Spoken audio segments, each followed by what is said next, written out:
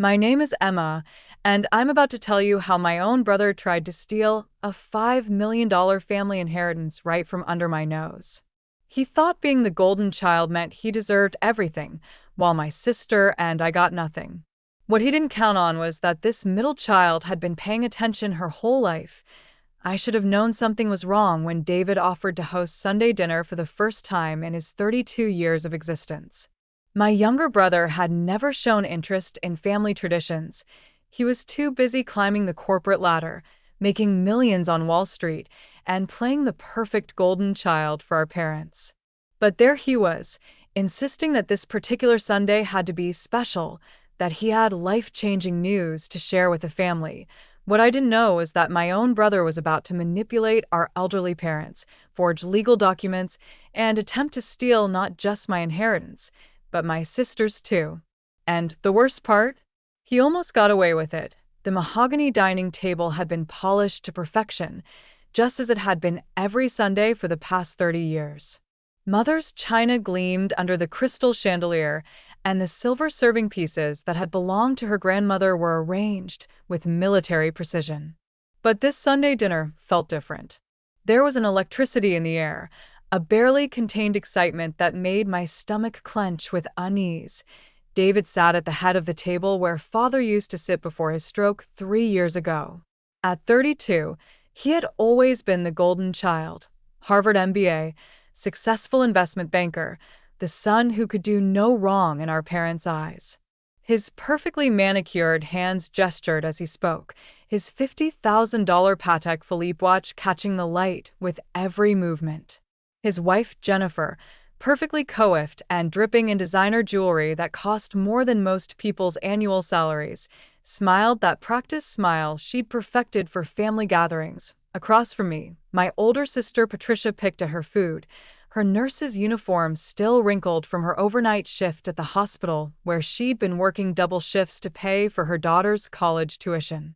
At 35, Patricia had dedicated her life to helping others, working in the pediatric ICU while raising 2 kids as a single mom after her husband died in Afghanistan. The contrast was stark and deliberate. David in his $5,000 Armani suit, Jennifer in her Chanel dress that cost more than my monthly teaching salary, and Patricia and I in our everyday clothes, the successful sibling versus the struggling ones. It was a visual reminder of the family hierarchy that had been established long ago. "So," David said, setting down his wine glass with the dramatic flair he'd perfected in his prep school theater days, "Jennifer and I have some exciting news to share." Mother clasped her hands together, her eyes bright with anticipation. At 78, she still saw David as her miracle baby, the child who had arrived after the doctors told her she couldn't have more children. Even father, despite his limited mobility since the stroke that had left him wheelchair-bound and struggling to speak clearly, seemed more alert than usual, his clouded eyes focusing on his youngest son with the pride that had never quite extended to Patricia or me. "We've been working on something special," Jennifer added, her voice sugary sweet with that fake warmth she used when she wanted something. "Something that will secure our family's future for generations."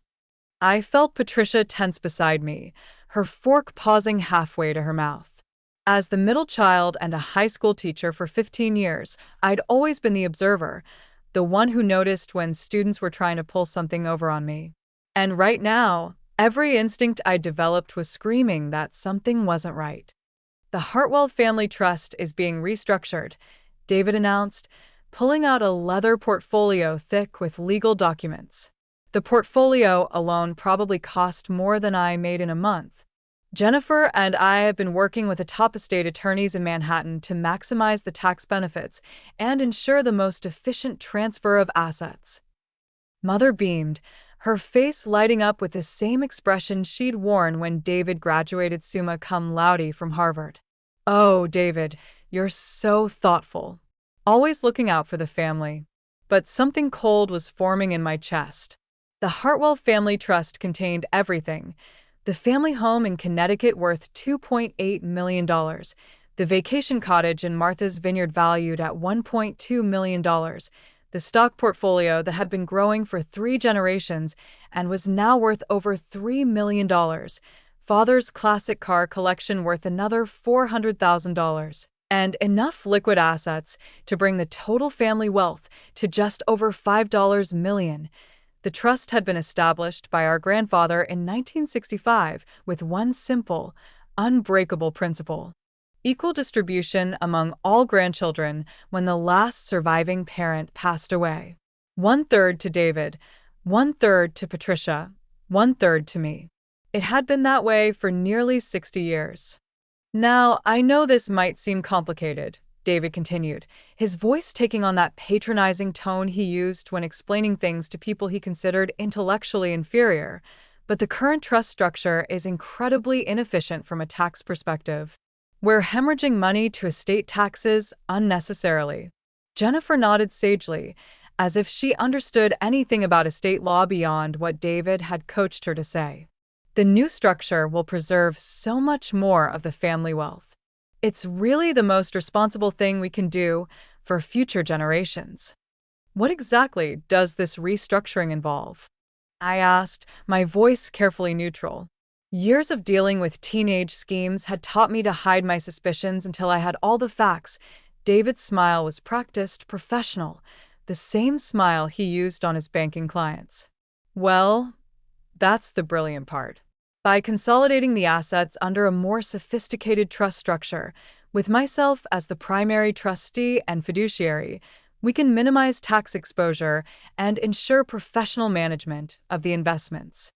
Patricia set down her fork with a sharp clink that seemed to echo in the suddenly tense room. Primary trustee? What does that mean exactly? It means, Jennifer said, her voice dripping with the condescension of someone who thought she was explaining rocket science to kindergartners, that David will make the important decisions about how the trust assets are managed and distributed. He has the financial expertise, after all. Harvard MBA, managing director at Goldman Sachs, who better to protect the family's interests?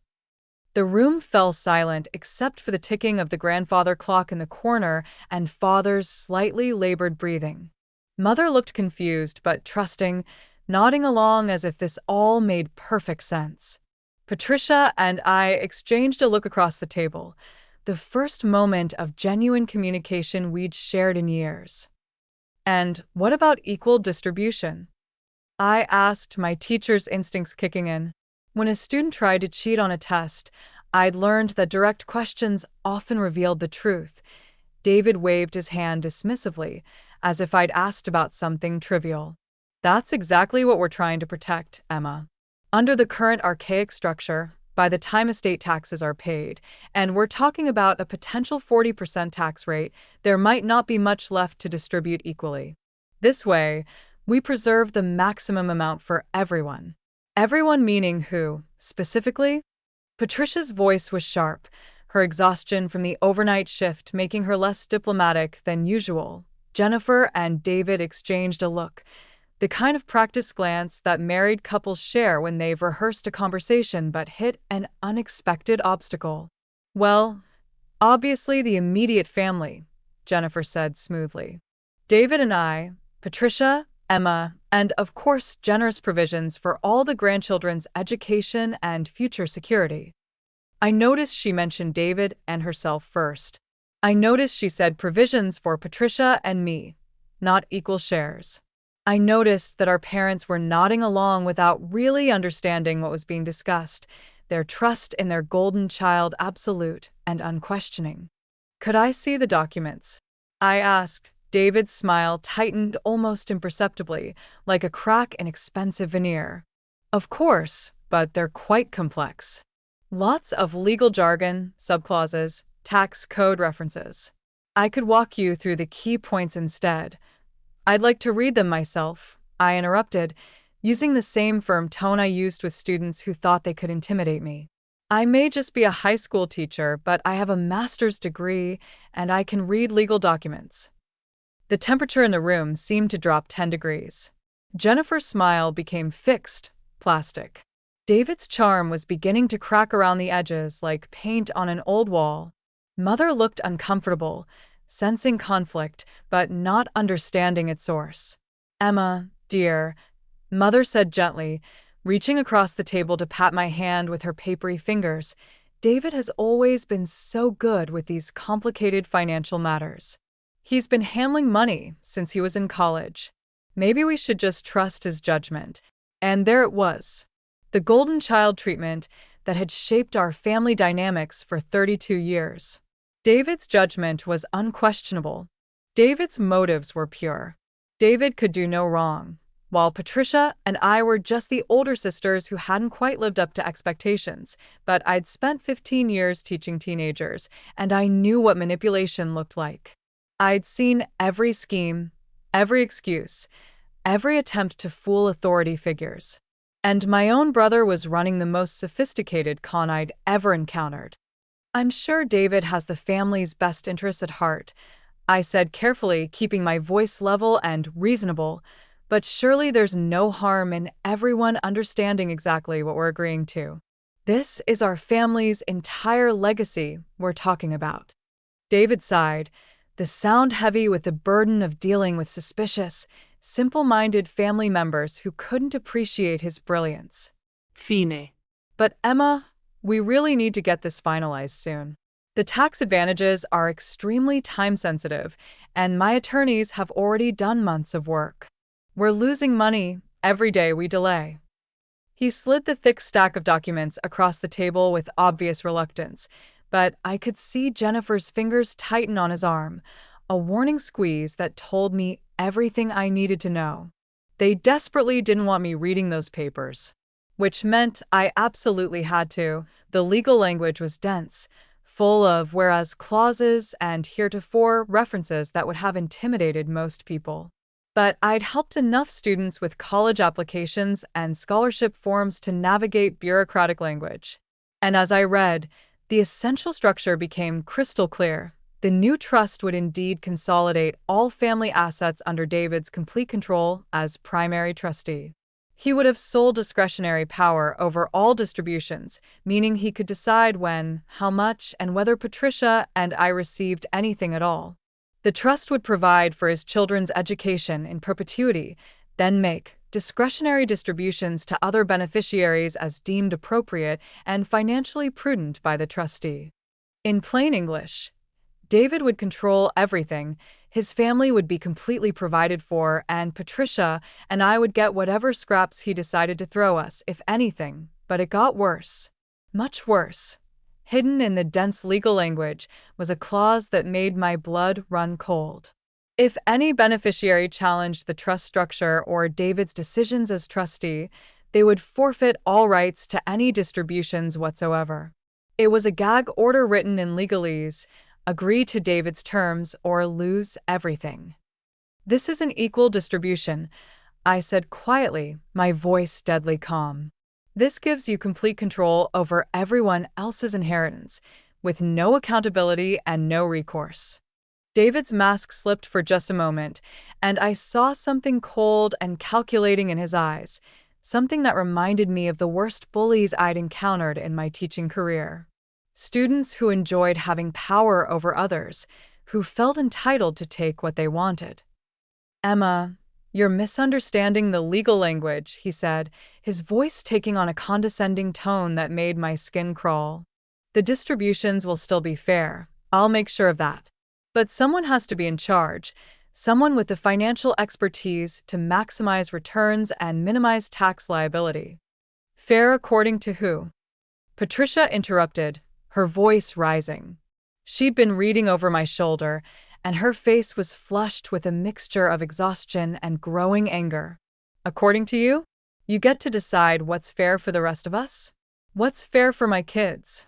"Patricia, please," Mother said, her voice distressed and confused. "David is trying to help the family. He's always been so good with money. David is trying to help himself." Patricia shot back, her nurse's training making her direct and unafraid of confrontation. "This whole thing is designed to put him in control of everything while making it look like he's doing us a favor."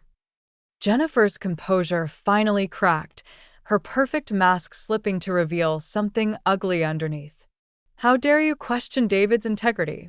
He has spent months of his valuable time working on this, consulting with the most expensive attorneys in New York, all to protect this family's wealth.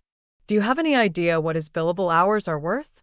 He could be making millions instead of dealing with ungrateful. Ungrateful for what? I cut her off, my teacher's authority kicking in. For being written out of our own inheritance? For being told we should be grateful for whatever crumbs David decides to give us. Father tried to speak, his words slurred but his distress clear. Stop. Fighting. Family. But I was just getting started. 15 years of dealing with entitled students and their enabling parents had prepared me for this moment. I knew exactly what I was looking at, and I wasn't going to let it happen. David, I said, looking directly at my brother, did you really think we would notice? Did you think Patricia and I were so stupid that we'd just sign away our inheritance because you used fancy legal language? His face was red now, his careful composure completely shattered. You don't understand the complexities. I understand perfectly, I interrupted. You see Mom and Dad getting older. You see Father's stroke affecting his judgment, and you decided this was your chance to take everything. You dressed it up as tax planning and family protection, but it's theft. Plain and simple. Jennifer stood up, so abruptly her chair nearly fell over. This is ridiculous.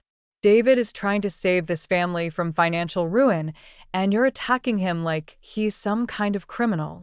Aren't you? Patricia asked quietly. She'd finished reading the documents, and her face was pale. David, this document would give you the right to cut Emma and me out completely. Our kids would get nothing. Nothing. That's not my intention, David started. But it's what the document says, I interrupted. Intention doesn't matter when the legal language gives you unlimited power and us no recourse. Mother was crying now, overwhelmed by the conflict she didn't understand. Father was trying to wheeze out words, his frustration at his physical limitations obvious. The perfect family dinner David had orchestrated was falling apart, and with it, his carefully planned theft. You know what I think happened here? I continued, my voice getting stronger. I think you saw an opportunity. Mom and Dad trust you completely. They don't really understand legal documents, and you figured Patricia and I would just go along with whatever the golden child wanted. You probably told your lawyers to make it as confusing as possible, knowing that most people would just sign whatever you put in front of them. David's silence was telling. His face had gone from red to pale, and he kept glancing at Jennifer as if looking for support or an escape route. But here's what you forgot, little brother, I said, standing up and gathering the documents. I may just be a high school teacher and Patricia may just be a nurse, but we're not stupid. And we're not going to let you steal our children's future. What are you going to do? Jennifer asked, her voice sharp with panic. I smiled, feeling calmer than I had all evening. I'm going to take these documents to a lawyer. A real one, not one of David's Wall Street buddies. I'm going to have them reviewed by someone who works for me, not for David. You can't do that. David exploded, finally dropping all pretense. Those documents are confidential, proprietary work product. They're documents you asked our parents to sign, Patricia said, standing up beside me. Documents that affect our inheritance. We have every right to have them reviewed. Besides, I added, if everything is as legitimate as you claim, what are you worried about? The silence that followed was deafening. David and Jennifer looked at each other, clearly panicking. Mother was still crying, confused and frightened by the conflict. Father was trying to say something, but his stroke-affected speech made it difficult to understand. David, I said quietly, I'm going to give you one chance to come clean.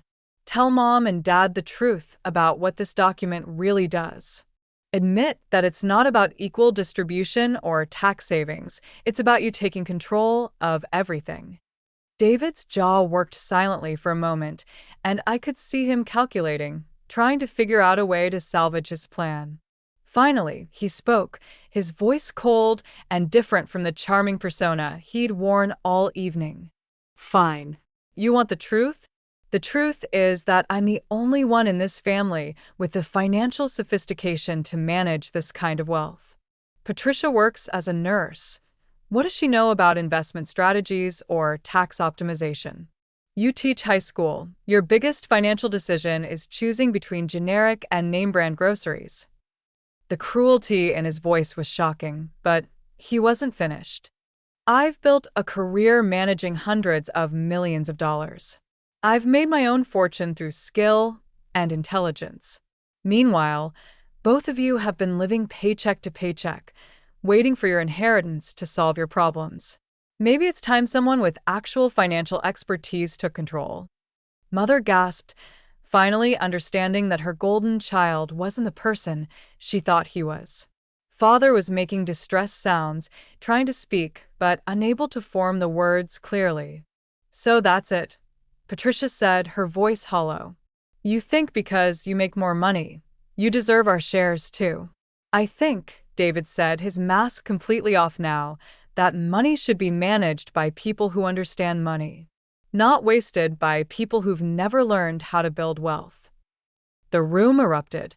Mother was crying harder, Father was trying to shout something, and Patricia started yelling at David about how dare he judge her life choices. But I felt strangely calm. David had just admitted to everything in front of our parents, with no witnesses except family. Thank you, I said quietly. David looked confused. Thank you for what? For showing everyone who you really are, I replied.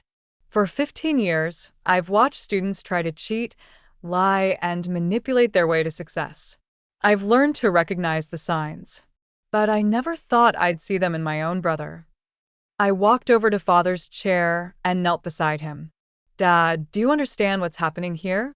David wants to take control of the family trust so that he can decide how much, if anything, Patricia and I get from our inheritance. Father's eyes were clearer than they'd been in months, focused with an intensity one hadn't seen since before his stroke. He nodded slowly, then looked at David with an expression I'd never seen before, disappointment so profound it was heartbreaking. Not my son. Father managed to say, his words slurred but understandable. David's face crumpled. For just a moment, I saw the little boy he'd once been, the one who'd always needed to be the best, the most loved, the most successful. But then his expression hardened again. Fine, he said, standing up and straightening his expensive tie. Jennifer and I tried to help this family, tried to save you from your own financial incompetence. If you want to throw away hundreds of thousands of dollars in tax savings because you're too proud or too stupid to accept help, that's your choice. He started gathering his copies of the documents, but I held up my hand.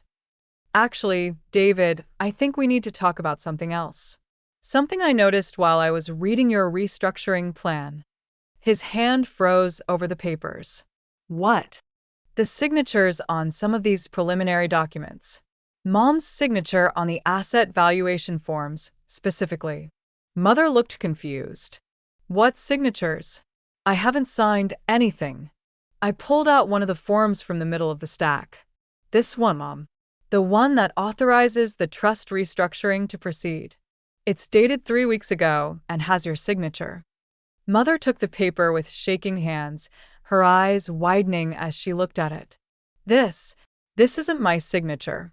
I mean, it looks like my signature, but I never signed this. I've never even seen this document before. The room went dead silent.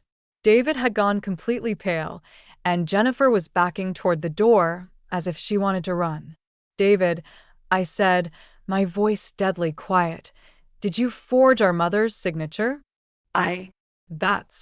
There must be some mistake. He stammered. Patricia snatched the document from Mother's hands, studying it closely. As a nurse, she was familiar with signatures on medical documents, and she knew forgery when she saw it. This is definitely forged, she said. Look, Mom, write your name here. She handed Mother a pen and another piece of paper. Mother's signature was shaky due to her age, but it was clearly different from the one on the legal document. The forged signature was too smooth, too confident, obviously copied by someone trying to replicate her handwriting. David, Father managed to say, his voice stronger than it had been all evening. What have you done? My brother looked like a cornered animal, his eyes darting between the exit and our faces. It's not what it looks like. I just needed authorization to get the asset valuations done. I was going to have her sign it properly later. You committed fraud, I said, the words hanging in the air like a death sentence. You forged legal documents. That's not just family betrayal, David. That's a federal crime. Jennifer had reached the doorway. We're leaving, she announced. This family is insane if they can't appreciate everything David has done for them. But David wasn't moving. He was staring at the forged document in Patricia's hands, probably calculating how much trouble he was in. David, I said gently, you need to understand something. I'm not just going to take these documents to a lawyer to review the trust restructuring. I'm going to report the forgery to the police. You can't, he whispered. I'm your brother. You stopped being my brother the moment you decided to steal from your own family, Patricia said, her voice filled with a sadness that was somehow worse than anger. When you decided that your greed was more important than our children's futures. Mother was sobbing now, the sound heartbreaking. Her golden child, the son she'd been so proud of, had revealed himself to be a criminal willing to defraud his own parents. I want you to leave, she said through her tears. Both of you. I don't want to see you in this house again until you can apologize and make this right. David's face went through a series of expressions: shock, anger, desperation, and finally, something that might have been regret. But it was too late for regret. Mom, please, I can explain everything. The trust restructuring is still a good idea. The tax savings are real. Get out. Father roared, his voice stronger than it had been since his stroke. Get out of my house. David and Jennifer left without another word, leaving behind the scattered legal documents and a family that would never be the same. The next morning, I called the police to report the forgery. I also called an estate attorney, not one of David's Wall Street friends, but a woman who specialized in protecting families from exactly this kind of financial abuse. Within a week, we learned the full scope of David's scheme. He hadn't just planned to restructure the trust.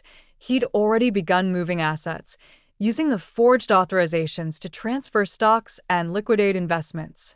If we hadn't caught him when we did, he might have successfully stolen over $1 million before anyone noticed. The criminal case took 8 months to resolve. David ultimately pleaded guilty to forgery and fraud, receiving 2 years of probation and a permanent criminal record that ended his career in finance. Jennifer filed for divorce before the ink was dry on his plea agreement, but the most devastating consequence wasn't legal. It was the destruction of our family. Mother never spoke to David again before she passed away 2 years later.